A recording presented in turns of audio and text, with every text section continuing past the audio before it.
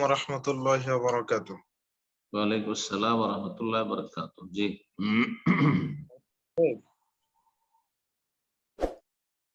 শেখ কেমন আছেন? আলহামদুলিল্লাহ। বলো।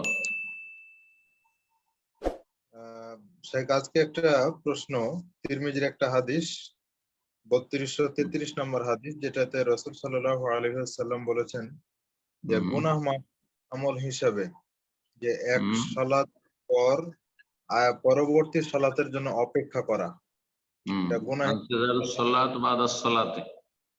জি।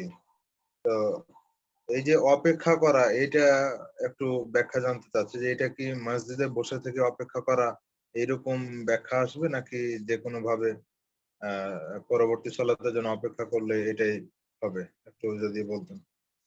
এর দুটো ব্যাখ্যা করা হয়েছে। একটি ব্যাখ্যা হচ্ছে যে মসজিদে অবস্থান করে এক সালাতের পর এক সালাতের জন্য অপেক্ষা করা, বিশেষ করে মাগরিব থেকে এশা, এই সময়টা হয়তো অল্প সময় থাকে, খুব বেশি সময় থাকে না। আর এই সময় মানুষের কাজকর্ম থাকে না, তো সেখানে জিকির আজকার দোয়া করতে থাকলো, মসজিদে অবস্থান করলো, কোরআন তেলাওয়াত করতে থাকলো, আর এশা পড়েই যাব, এটা ইন্তেজারুস সালাতে বাদাস সালাত। কিন্তু সকালবেলা রোজি রোজগার আছে, এই নয় যে ফজর পড়ে মসজিদে বসে, তো সাহাবারা এরকম করতেন না। আরব দেশে মাগরিব থেকে এসে অনেকে বসে থেকে যান মসজিদে। মাগরিব থেকে এসে যাদের কাজ কাম নাই, মাগরিব পড়েছেন, বসে আছেন, কোরআন তেলাওয়াত করেছেন, জিকির আজকার দোয়া করছেন, এশা পড়েই যাবেন, এইটা এর মধ্যে পড়ছেন।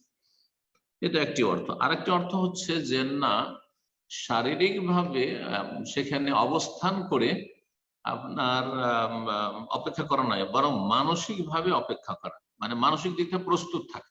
ইন্তিজারুস সালাতে বাদাস সালাত, এক সালাতের পর এক সালাতের অপেক্ষা মান থাকা, মানে মানসিক দিক থেকে প্রস্তুত আছেন যে কখন আজান হবে, আবার আজানের সময় হবে, আমি মসজিদে ছুটবো।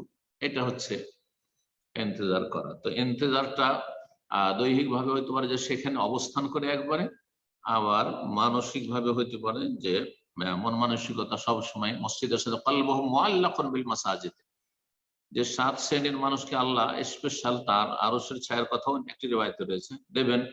তার একটি হচ্ছে রাজুলুন কলবুহু মুআল্লাকুন বিল মাসাজিদ, এমন ব্যক্তি যার মসজিদের সাথে অন্তর সবসময় সম্পৃক্ত। জি। ইযা খারাজা মিনহু, যখন মসজিদ থেকে বেরোবে, হাত্তা ইয়াউদ আলী, যতক্ষণ পর্যন্ত না ফিরে আসে মসজিদে। তো ওই রকমই। জি, সেটা